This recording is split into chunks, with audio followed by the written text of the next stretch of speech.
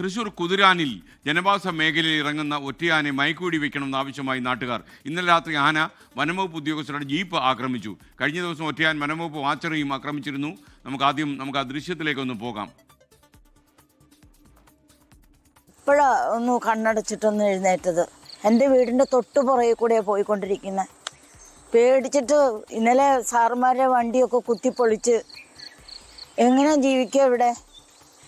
എന്തോരം പറഞ്ഞാലും ഇവർക്ക് മനസ്സിലാകുകയല്ല. എന്താ ചെയ്യുക? ഇന്നലെ കുതിരാൻ്റെ അവിടെ നിന്നാണ് ഓടിച്ച് ഇവിടെ കൊണ്ടുവന്നത്. ഇത്രയും കാലമായിട്ട് ആന ഇങ്ങോട്ട് ഇറങ്ങിയിട്ടേ ഇല്ല. ഇപ്പം സ്ഥിരമായിട്ട് ആന ഇറങ്ങുകയാണ്.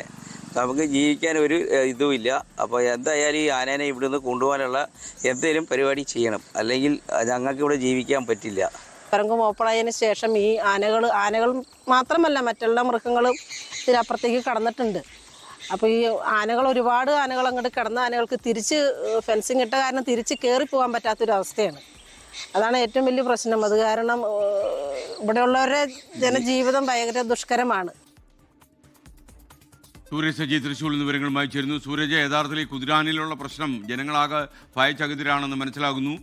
അപ്പോൾ ഈ ആനയെ മയക്കുവെടി വെച്ച് മാറ്റുകയല്ലാതെ മറ്റെന്താണ് അവിടെ വഴിയുള്ളത്? തീർത്തും ജനങ്ങൾ വലിയ ആശങ്കയിൽ തന്നെയാണുള്ളത്. ഈ കുതിരാൻ തുരങ്കം വരുന്നതിന് മുമ്പ് പഴയ ആളുകൾക്കൊക്കെ ഓർമ്മയുണ്ടാകും, ഈ വാഹനങ്ങളുടെ ഒരു നീണ്ട നിരയായിരുന്നു ഈ പഴയ കുതിരാൻ പാതയിലൂടെ പോകുന്നത്. അതുകൊണ്ട് തന്നെ ഈ വന്യജീവികൾക്കടക്കം ഈ റോഡ് മുറിച്ച് കടക്കുന്നതിന് ഒരു സാധ്യതയും അന്നുണ്ടായിരുന്നില്ല. പക്ഷേ ഈ തുരങ്കം വന്നതോടുകൂടി ഈ ആനയടക്കമുള്ള വന്യജീവികൾക്ക് ഈ ജനവാസ മേഖലയിലേക്കും അതോടൊപ്പം തന്നെ കുതിരാൻ തുരങ്കം മറിച്ച് കടന്ന് ജനവാസ മേഖലയിലേക്ക്, അതായത് നമ്മുടെ ചേലക്കര ഉൾപ്പെടുന്ന വടക്കാഞ്ചേരി ഉൾപ്പെടുന്ന മേഖലയിലേക്ക് ഈ ആനകൾക്ക് പോകാൻ സാധിച്ചു.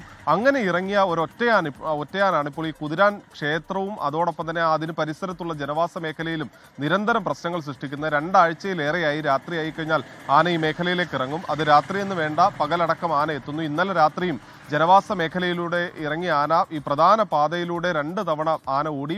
ഇതറിഞ്ഞാണ് ഈ വനംവകുപ്പ് ഉദ്യോഗസ്ഥർ ജീപ്പുമായി അവിടെ എത്തുന്നത്. പക്ഷേ അവരുടെ ജീപ്പ് തന്നെ ഈ ആന ആക്രമിച്ചു. ഇതോടുകൂടി വനംവകുപ്പ് ഉദ്യോഗസ്ഥർ അവിടെ ഉണ്ടായിരുന്ന ആളുകളോടൊക്കെ വീട്ടിൽ കയറാൻ നിർദ്ദേശിച്ചു. ഇന്നലെ രാത്രിയൊക്കെ ഇവർ പറയുന്നത് എങ്ങനെയെങ്കിലും നേരം വെളുക്കുന്നത് വരെ, എങ്ങനെയെങ്കിലും നേരം ഒന്ന് പുലർന്നു കിട്ടിയാൽ മതിയായിരുന്നു എന്ന തരത്തിലായിരുന്നു ഇവർ കഴിഞ്ഞിരുന്നത്. എന്തായാലും ഈ ആനയെ മയക്കുവെടി വെച്ച് പിടികൂടി ഇവിടെ നിന്ന് മാറ്റണം എന്നുള്ളതാണ് ഇവർ ആവശ്യപ്പെടുന്നത്. വനംവകുപ്പിന്റെ മുന്നിൽ ഒരു പ്രൊജക്ട് ഉണ്ട്. പ്രത്യേകിച്ച് ഈ ചേലക്കരയിലേക്കടക്കം ഇറങ്ങിയ ആനകളുണ്ട്. ഈ ആനകളെ കൂട്ടമായി ഈ കുതിരാൻ തുരങ്കം കയറ്റി, കുതിരാൻ മലയുടെ മുകളിലേക്ക് കയറ്റി വിടുക, അതിനുശേഷം ഈ ഫെൻസിങ് ഉപയോഗിച്ച് ഇത് അടയ്ക്കുക എന്നതാണ് ഈ പ്രൊജക്ട്.